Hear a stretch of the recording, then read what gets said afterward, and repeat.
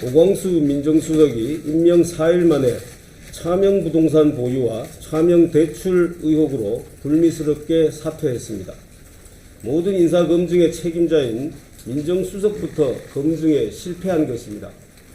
검증 실패 자체도 문제지만 의혹이 처음 불거졌을 때 대통령실의 심드렁한 반응이 더 큰 문제였습니다. 본인이 그에 대한 안타까움을 잘 표하고 있다면서 대수롭지 않다는 듯이 오만한 태도를 보이지 않았습니까? 이재명 대통령은 인사검증 실패와 안일한 대응에 대해 깊이 직접 사과하고 다시는 이런 일이 발생하지 않도록 국민들께 약속하길 바랍니다. 김민석 총리 후보자의 재산 미스터리는 점입 가경입니다. 재산 2억 1천만 원 가운데 4인간 채무가 1억 4천만 원이다. 2008년 본인에게 불법 정치자금을 제공했던 사람에게 2018년에 또다시 돈을 빌리고 아직도 갚지 않았다.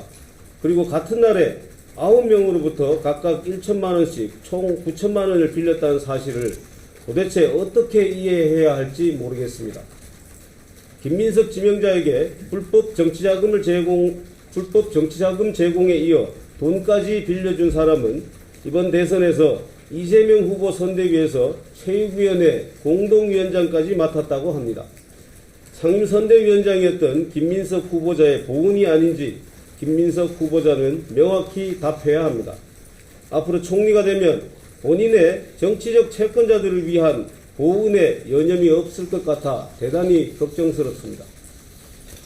대통령은 음주운전 등 정과사범, 비서실장은 무면허 운전, 민정수석은 차명재산, 총리 지명자와 정무수석은 새천년 NHK 룸살롱까지 이재명 정권은 이미 그 시작부터 도덕성이 땅에 떨어진 정권입니다.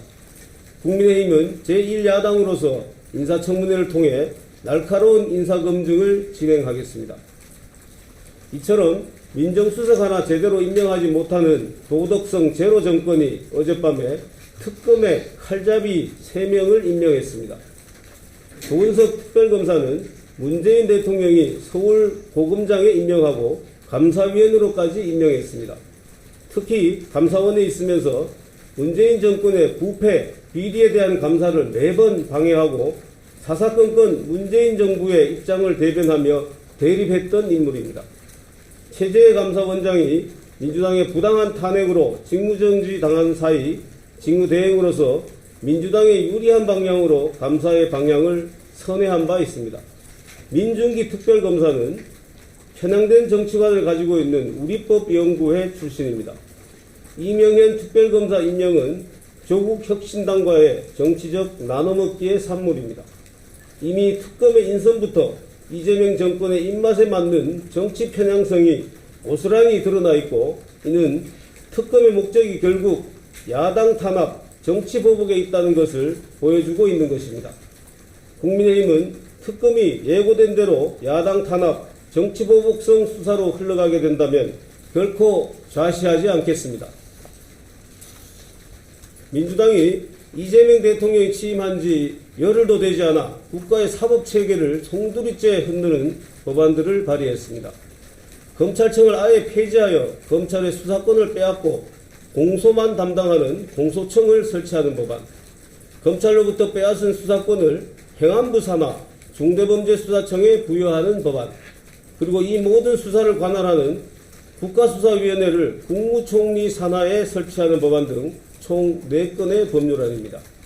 먼저 이 법안들은 헌법이 예정하고 있는 헌법상 권한과 기관을 법률로 해체하려는 위헌적인 입법 쿠데타입니다. 헌법 제12조는 영장 신청 주체로 검사를 규정함으로써 검사의 수사권을 규정하고 있고, 헌법 제89조는 검찰총장의 임명을 국무회의 심의사항으로 규정함으로써 검찰과 검찰청을 헌법상 기관으로 예정하고 있습니다. 이렇듯 헌법이 예정하고 있는 헌법상 권한과 기관을 하위 법률인 법률로 폐지한다는 자체만으로도 이미 위헌이 아닐 수 없는 것입니다. 두 번째로, 이 법안들은 국민의 인권 보장을 위한 현행 사법체계를 무너뜨리는 졸속 법안입니다. 현행법상 경찰이 1차로 수사한 사건에 대해서는 검찰이 필요시 2차로 보완 수사를 할 수 있도록 되어 있습니다. 검찰의 2차 수사권 자체에 이미 인권보장적인 기능이 있는 것인데 검찰의 수사권을 완전히 빼앗는다는 것은 그 자체로 이러한 인권보장 기능이 후퇴하게 되는 것입니다. 세 번째로 이 법안들은 수사의 정치적 중립성은 전혀 고려하지 않고 국가의 모든 수사권을 권력의 손아귀에 쥐어주는 법안들입니다.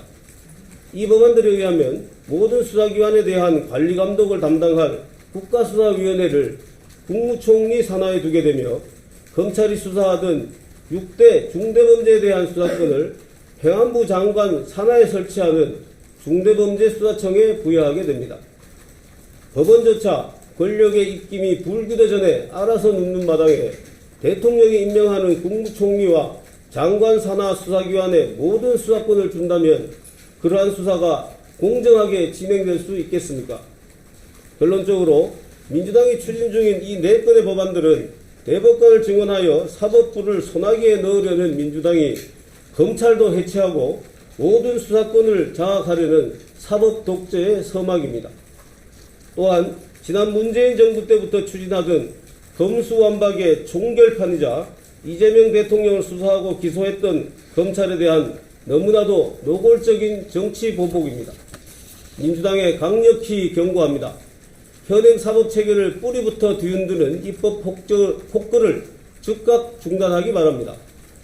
우리 국민의힘은 제1야당으로서 위헌적인 검찰 해체를 저지하고 이재명 정부의 수사권 장악을 위한 시도를 국민과 함께 반드시 저지할 것입니다.